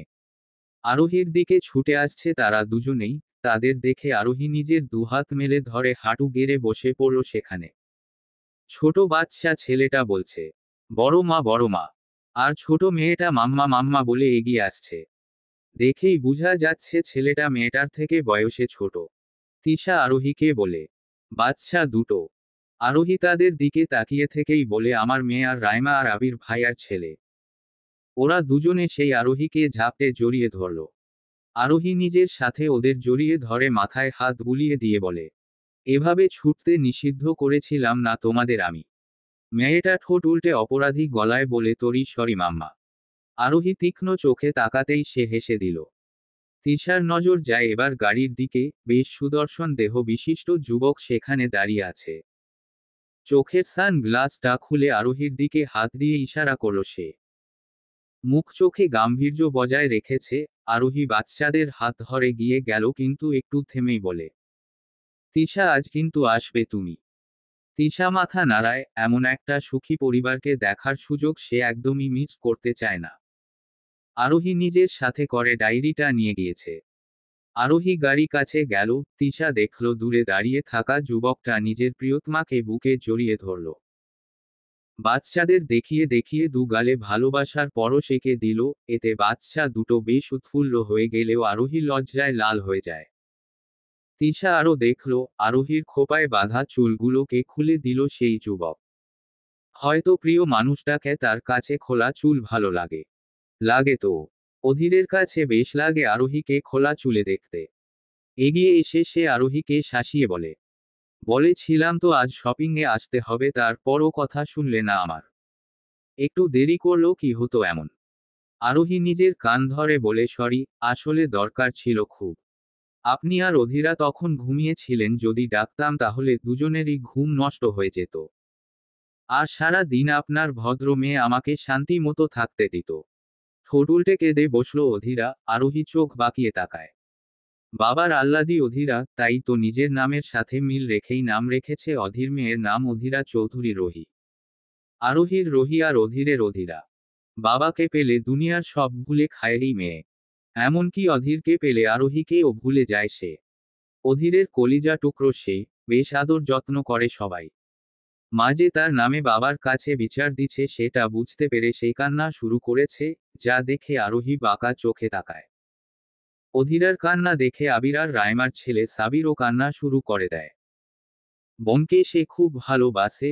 বোনের কান্না একদমই সহ্য হয় না তার। এই কারণে এখন দুটো বাচ্চা ভ্যা ভ্যা করে কান্না জুড়েছে। অধীর আরোহীরকে চোখ রাঙিয়ে তাকায়, নিজের মেয়েকে কোলে তুলে নিয়ে বলে, কান্না করে না প্রিন্সেস, এই তো বাবা। আরোহীর হিংসা হয় মাঝে মাঝে। আগে অধীর তাকে প্রিন্সেস বলতো আর এখন মেয়েকে বলে। সবটার মধ্যে ভাগ বসিয়ে নিয়ে সে আরোহী সাবিরকে নিয়ে গাড়িতে বসল। অধীরার কান্না থেমেছে অনেক আগেই। বাবার একবার প্রিন্সেস ডাক শুনতে পেলেই সে চুপ। আরোহী জানে না কি আছে এই ছোট প্রিন্সেস ডাকে, যাতে তার মেয়ের কান্না থেমে যায়। সময়টা এখন সন্ধ্যা 7টা 5 বেজে আছে। চৌধুরী বাড়ির চারপাশে হইচই মেচেছে। মেহমানদের দিয়ে গিজগিজ করছে পুরো বাড়ি। দাঁড়ানোর মতো স্থান নেই এখন। ব্যস্ত হাতে সবটা দেখছে আরাবী খান নীলা চৌধুরী, তার সাথে মোহনা চৌধুরী। আশিক খানের মৃত্যু পর থেকেই আরাবী খান সহ আবির চৌধুরী বাড়ির সবার সাথেই থাকে। রাইমা আর আবিরের বিয়ে হয়েছে, তাদের 5 বছরের একটি ছেলেও রয়েছে। অধীরার থেকে 1 বছরে ছোট সে। এই 6 বছরের অনেক কিছুই পরিবর্তন হয়েছে, আবার অনেক কিছুই সেই আগের মতোই রয়েছে।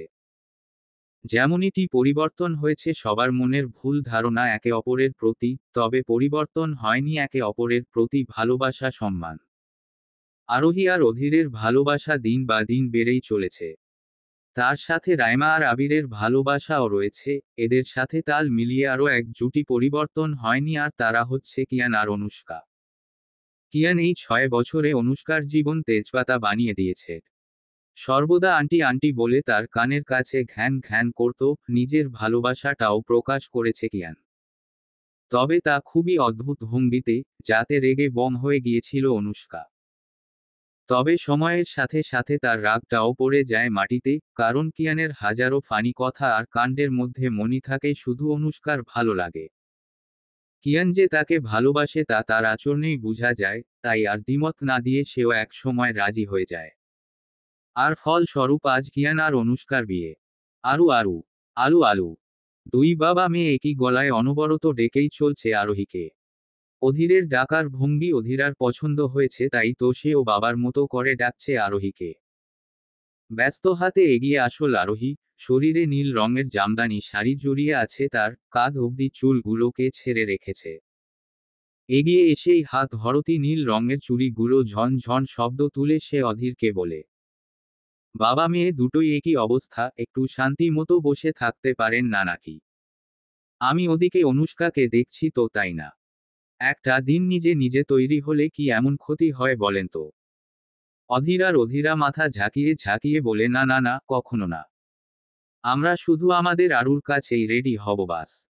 অধীরা বাবার মতো করে কথা বলতে পেরেছে বলে সে খুশিতে আত্মহারা হয়ে দুই হাতে তালি দিল, যার দরুন ছোট হাতের মধ্যে থাকা বালাটা টুনটুন শব্দ তুলে।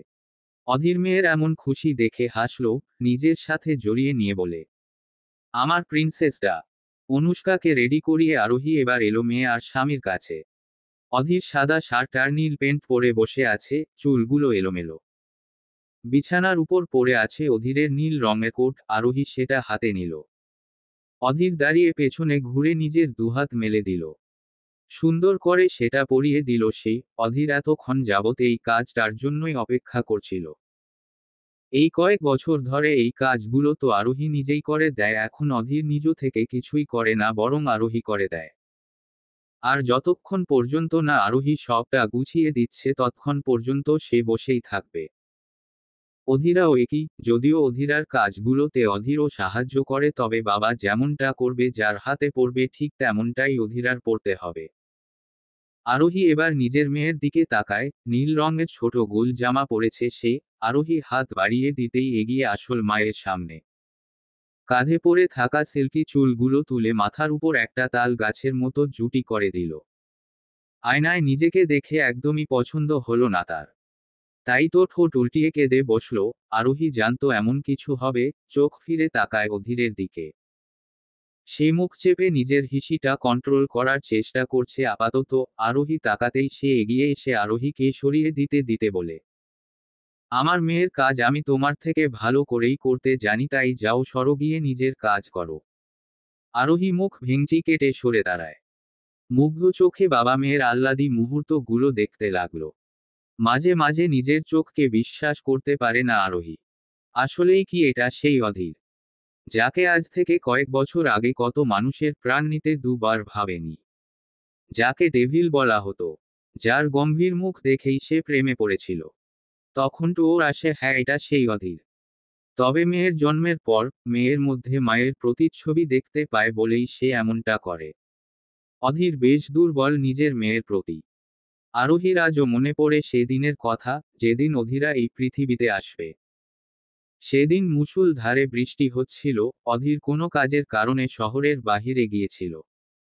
আরোহীকে হসপিটালে নিয়ে যাওয়ার খবর শুনেই সে তুফানি রাতে সে কাক ভিজা হয়ে হাজির। ওটির বাহিরে এক মিনিটও সে শান্তিতে বসেনি, অশান্ত মন নিয়ে ছটফট করেছে শুধু। যখন শুনল তার মেয়ে হয়েছে তখন খুশিতে নাকি তার চোখ দিয়ে দু ফোঁটা জল গড়িয়ে পড়েছিল। যদিও সেই মুহূর্তটা আরোহীর দেখার সুযোগ হয়নি, তবে সবার মুখে শুনেছে। অধীর আরোহীর কপালে নিজের ঠোঁট স্পর্শ করে বলেছিল, আমি ছোট থেকেই কখনো মায়ের আদর পাইনি, বাবা শত চেষ্টা করলেও ঠিক মায়ের কমতিটা পূর্ণ করতে পারিনি, কোথাও না কোথাও মায়ের শূন্যতা আমাকে ঠিকই পুরাতো। তবে আজ এত বছর পর তোমার কারণে আমি আমার মায়ের রূপে এই মেয়ে পেয়েছি। অনেক ধন্যবাদ তোমাকে আরু। তুমি নিজেও জানো না তুমি আমাকে ঠিক কি দিয়েছো। তোমাকে ধন্যবাদ দিলেও সেটা ছোট হবে। তুমি আমাকে আমার জীবনের শ্রেষ্ঠতম উপহারটা দিয়েছো, তুমি আমায়। আরোহী শুধু সেদিন শুনেছিল অধীরের কথাগুলো। যাক, অবশেষে সে তার সুখের সংসার সামলাতে পেয়েছে। শোকরো শোকরো খেলার ইতি টেনেছে আরোহী, সে জয় হয়েছে। সে পেরেছে অধীরকে নিজের করে রাখতে, এক সুন্দর সুখী পরিবার গঠন করতে। আর কি চাই আরোহীর? আর কিছুই তার চায় না, সে নিজের অধীরের মধ্যে নিজেকে বিলিয়ে দিয়েছে, এর থেকে বড় পাওয়া আর কি হতে পারে। বেশ সময় নিয়ে রেডি হলো বাবা মেয়ে। অধীর নিজে নিজের মেয়ের হেয়ার স্টাইল করে দিল। ছোট ছোট মুখ লিপের মাঝে একটু একটু করে সাজিয়েছে মেয়ের চুলগুলোকে সে। তাতে খুশিতে আত্মহারা হয়ে যায় অধীরা। বাবা মায়ের হাত ধরে সিঁড়ি বেয়ে নিচে নামলো সে। তিশা অবাক চোখে দেখছে আরোহী, অধীর আর তাদের ছোট অধীরাকে। ধবধবে ফর্সা গায়ের রং। অদ্ভুতভাবে হলেও অধীরার চোখের মনি নীল, চিকন সরু পাতলা গোলাপি রঙের ঠোঁট। গালের মাঝে খানে একটা ছোট লাল তিল। চঞ্চল হরিণী হলো অধীরা, তাই তো ছোট হাত পা নাড়িয়ে সে এলিয়ে বেলিয়ে কিয়ানের সাথে মজা করছে। রাইমার ছেলে ও কিয়ানের সাথে মজা করছে, মনে হচ্ছে বেশ বনে তিনজনের মাঝে। অধীরা কিয়ানের কানে কানে বলে, মামু পিপি অনেক কিউট। কিয়ান মাথা নাড়িয়ে বলে, না না পিচ্চু, ওই পেতি কখনো কিউট হতেই পারে না। নিজের পিপিকে যদি আজ অন্য কেউ খারাপ বলতো তবে এত সময় রেগে বম হয়ে যেত অধীরা, তবে কিয়ান বলেছে বলে একটুও রাগ করল না সে। কিয়ানকে সে অনেক ভালোবাসে, বুঝে কিয়ানকে। কিয়ান, অধীরা আর সাবির মিলে বসে বসে গুন গুন করে গান গাইছে। আজ আমার বিয়ে, তাও পেতির সাথে। উহ। চুলে টান পড়তেই কিয়ান চোখ মুখ খিচে তাকায়। ব্যথায় ককিয়ে উঠে চেঁচিয়ে বলে, এই কোন অসভ্য বদমাইশ, আমার চুল ধরছিস? ছাড় বলছি, না হলে তোর বিয়ে হবে না বলে দিলাম। চোখের সামনে অনুষ্কাকে দেখে সে বলে উঠে, ওহ গড কিয়ান, তুই কি নিজের মুখের উপর কন্ট্রোল করতে পারিস না? আন্টি আপনি সভ্য। অনুষ্কা চেঁচিয়ে বলে, করব না আমি এটাকে বিয়ে, যা এখনই বের হও। বিয়ে বাড়িতে বর কনারের এমন কাণ্ড দেখে সবাই অবাক। বর বউকে পেতি বলে সম্বোধন করার কারণে বিয়ে করবে না বলে দিল বউ, আজব কাণ্ড দেখে সবাই থমথমে মুখে নিয়ে তাদের দেখছে। আবির এগিয়ে এসে কিয়ানকে ধমক দিয়ে বলে, তোর সমস্যা কি জীবনে? এই একটা দিন তোকে শান্তি মতো থাকতে বলেছি, আর সেই তুই নিজের বিয়ের দিনও ঝগড়া করছি, তাও নিজের হবু বউয়ের সাথে। তুই জিনিসটা কি ভাই? কিয়ান কিছু বলবে তখনই আরোহী এসে অনুষ্কাকে ধমক দিয়ে বলে, অনু তোর না আজ বিয়ে? আর বিয়ের দিন থেকেই নিজের বরের উপর এমন অত্যাচার করে কে? দেখ লোকজন কেমন করে দেখছে তোদের। বউ সেজে কোন মেয়ে নিজের হবু বরকে মারে বল তো আমায়? কিয়ান আরোহীর কথা শুনে ভা করে কান্না করে দিল। বেজে গেল তুমুল কাণ্ড। নিজের বিয়ের দিন বর কান্না করছে বউয়ের হাত মার খেয়ে। হাত পা ছড়িয়ে ছিটিয়ে কান্না করতে করতে অনুষ্কার শাড়ির আঁচলে নাক মুছে কিয়ান অধীরা আর সাবিরকে বলে, চলো চলো মামুরা, আমরা এখানে আর 2 মিনিটও থাকবো না। যেখানে তোমাদের সম্মান নেই সেখানে আবার কিসের থাকা থাকি বলো? কিয়ান ওদের হাত ধরে উঠিয়ে নিতে যেতেই অনুষ্কা তার পাঞ্জাবির কলার দূরে ধপ করে বসিয়ে দিল। দাঁতে দাঁত চেপে বলে, যদি এখান থেকে বিয়ে না করে উঠেছিস তবে তোকে মেরে আলু ভর্তা বানিয়ে টমেটো সস দিয়ে খাবো বলে দিলাম। কিয়ান একটু করে বলে, ওহ গড কেন আমি এত সুন্দর? উফ বউ চলো বিয়ে করি। অনুষ্কা নিজের রাগটাকে অনেক কষ্ট দমিয়ে রাখে। বিয়ে পড়ানো শুরু হলো, কিন্তু বিপত্তি বাধে কিয়ানের কবুল বলার সময়। কাজী কবুল বলতে বললেই সে কান্না করতে করতে অধীরাকে জড়িয়ে ধরে বলে, মামুরে আমি বিয়া করমু না, এই মাইয়া খালি মারে। কথায় কথায় মারে। অধীরা ঠোঁট উল্টিয়ে কিয়ানকে দেখল। কিয়ানের এমন অদ্ভুত কাণ্ডে আরোহী ধমক দেয়। সোজা হয়ে কিয়ান বলে, আলু প্লিজ আজকে আমাকে বাধা দিও না, আজ আমাকে কান্না করতে দেও। জানি আজকেই আমার শেষ স্বাধীনতার দিন, এরপর থেকে একটা পেতি সারাক্ষণ ঝুলবে আমার ঘাড়ে। আরোহী ফের ধমক দিতেই কিয়ান চোখ মুছে ফেলার ভান করতে করতে কবুল বলে দেয়। বিয়ে সুন্দর মতোই শেষ হয়। কিয়ান অনুষ্কাকে নিয়ে বিদায় হওয়ার সময় নিজেই কান্না করেছিল। অনুষ্কার বেশ বিরক্ত লেগেছিল ব্যাপারটা। এতই যখন তাকে ভয় পায় তবে কেন বিয়ে করলো, আজব লোক। রাতে বুঝিয়ে দিবে অনুষ্কা কি জিনিস ফালতু কিয়ান জিয়ান হুহো। সকল মেহমানদের বিদায় দিয়ে এবার নিজের রুমে ফিরল অধীর। ঘরে আসার সময় দেখেছিল অধীরা মোহনা চৌধুরীর সাথে ঘুমিয়ে গিয়েছে। মাঝে মাঝেই এমন করে মেয়েটা, তবে মাঝ রাতে ঠিকই কান্না করে অধীরের কাছে এসে পড়ে। বাবার বুকে মাথা রেখে ঘুমিয়ে পড়ে, অধীর ও মেয়ের মাথায় আদুরে হাত বুলিয়ে দেয়। ক্লান্তির শরীরটা সোফায় এলিয়ে দিয়ে বসল।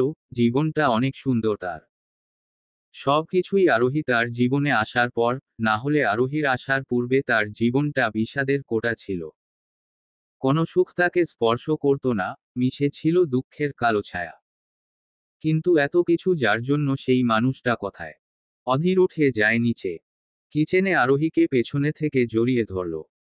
হঠাৎ এমন কিছু হওয়াতে একটু অবাক হলেও পরে বুঝল মানুষটাকে। আরোহী পাত্তা না দিয়ে বলে, আপনি গিয়ে রেস্ট করুন। অধীর তার চুলে মুখ গুজে দেয়। গালে নাক ঘষতে লাগলো, কানের কাছে ঠোঁট এনে স্লো ভয়েসে বলে, তুমি আসবে না। শরীর শিউরে উঠল আরোহীর। এত বছর পরও সে সেই আগের মতো করেই শিউরে ওঠে অধীরের স্পর্শে। কিন্তু নিজেকে সামলে বলে, আপনি যান, আমার হাতের কাজগুলো শেষ করে এরপর আমি আসছি। না, আজব একটু সময় লাগবে, আপনি যান, আমি আসছি তো। মোটেও না, বলেই আরোহীকে পাঁচ কোলে তুলে নিল অধীর। অবাক আরোহী অধীরের গলা জড়িয়ে ধরে চারপাশে দেখতে দেখতে বলে, কি করছেন, ছাড়ুন আমাকে, কেউ দেখে ফেললে কি ভাবে বলুন তো। অধীর নির্লিপ্ততা ভঙ্গিতে বলে, যা ইচ্ছা তাই ভাবুক। কে কি ভাবলো এতে আমার বিন্দুমাত্র ভ্রূক্ষেপ নেই। আমার এখন বউ চাই, সেটা পেলেই চলবে। আরোহী বিরক্ত গলায় বলে, অসভ্য লোক। অধীর পা দুটো থামিয়ে একবার আরোহীর দিকে তাকায়, এরপর একটু মাথা ঝুঁকিয়ে বলে, এখনো তো কিছু করিনি, এতে বললে আমাকে অসভ্য? যদি অসভ্যতামি করি তখন কি বলবে? সভ্য লোক। আরোহী নাক মুখ ছিটকে বলে, এই দূরে সরুন তো। আর নামান আমাকে, নামান। অধীর শুনল না, আরোহীকে নিয়ে সোজা নিজের রুমে এসে পড়ল। তখনই চারপাশের লাইট চলে যায়। অন্ধকার হয়ে যায় পুরো রুম। বাহিরে ঝুম বৃষ্টি হচ্ছে, একের পর এক বিদ্যুতের ঝলকানি তুলছে। থেমে থেমে একটু পর পর আলোকিত হচ্ছে অন্ধকার আকাশ। ভালোবাসার অতিলে হারিয়ে যায় দুটো মানুষের মন। মাঝরাতের শেষ প্রহর, শুনশান গলির ভেতর দিয়ে প্রবেশ করল অধীর। তার সাথেই রয়েছে শুভ্র। শীতে থর থর করে কাঁপছে সে। তিনটা জ্যাকেট পরেও শীত কমাতে পারছে না। তবে এই শীতের রাতেও অধীর কোনো কাঁপাকাপি ছাড়াই এগিয়ে যাচ্ছে।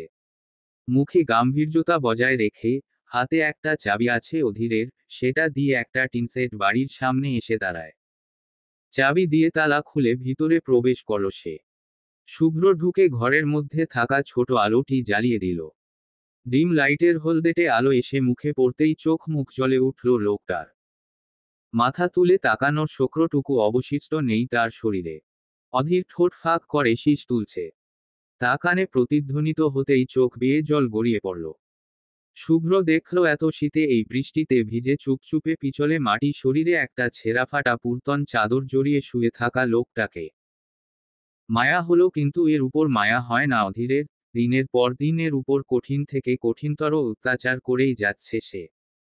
লোকটা অধীরের দিকে অসহায় মুখ করে চেয়ে আছে। অধীর এক হাত পকেটে গুজে নিজের মতো করে দাঁড়িয়ে আছে। শুভ্র কাপা কাপা কণ্ঠে বলে, সারোর শাস্তি তো এবার অনেক হয়েছে, এবার না হয় ছেড়ে দেন। তীক্ষ্ণ দৃষ্টি নিবন্ধ হতেই চোখ নামিয়ে নিল শুভ্র। ন্যায় অন্যায় অধীর আজও বিচার করে না। তার মধ্যে আজও সেই ডেভিল ভাবটা রয়েছে। পরিবারের সামনে ভালো, তবে তাদের পেছনে ভয়ঙ্কর অধীর আজও লুকিয়ে আছে। অধীর লোকটার সামনে বসল, শক্ত গলায় বলে, আমি আজও ডেভিল, ন্যায় অন্যায় আমার কাছে দু পয়সারও দাম পায় না। You know, I am a mafia. শোয়র শ্বাস যত দিন চলবে ততদিন সে আমার মেহমান। পাশ থেকে হকি স্টোক নিয়ে একটা বাড়ি দিল লোকটার শরীরে, তাও নিজের শরীরের সর্বোচ্চ শক্তি দিয়ে। লোকটা আর্তনাদও করতে পারল না, কারণ তার শরীরে কোনো শক্তি নেই। অধীর লোকটার দিকে তাকিয়ে বলে, বলেছিলাম না আমি ছাড় দেই বা ছেড়ে দেই না। আমি ডেভিল আর ডেভিলই থাকব। কথাটা বলেই ডেভিল হাসি দিল সে। তার হাসির শব্দ ঝংকার তুলল ঘরের মধ্যে। অধীর চেঁচিয়ে বলে, ইয়েস আমি devil, I am devil husband. আরোহী কখনো জানবে না ওর পেছনে কত বড় গেইম আমি খেলেছি। বার্ড সব শেষে আরু শুধু আমার। কজ প্রিন্সেস শুধু তার ডেভিলের। আমি আমার প্রিন্সেসের ডেভিল হাজবেন্ড। সমাপ্ত। গল্প, ডেভিল হাজবেন্ড। লেখনীতে রিধিকা ইসলাম হিমি। অন্তিম পর্ব।